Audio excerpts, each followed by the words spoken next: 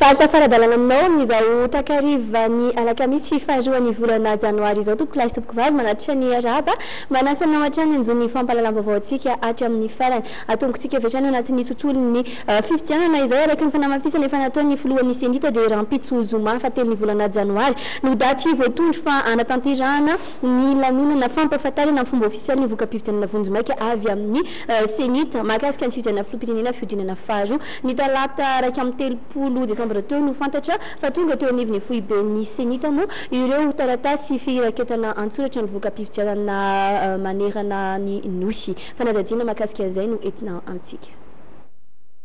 feno avokoa ireo taratasy firaketana voka-pifidianana avy amin'ny robora fifidianana manerana nosy tonga teny anivon'ny senity hatramin'ny andro naraiky amin'ny telopolo desambra telo ambin'ny folo sy roa arivo ariva teo raha ninambarany filohan'ny senity Ramatoa Atala Beatrice.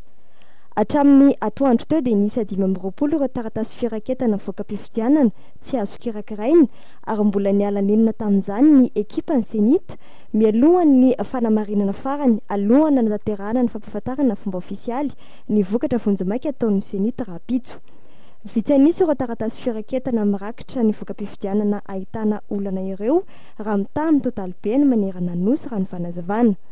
Hatramin'ny atoandro teo dia mbola nitarika ny kandida era Jonary Mampianina tamin'ny salany Isambato 3.20 isanjato raha toka 4.20 isanjato kosa ny Isambato ny kandida Jean-Louis Robinson.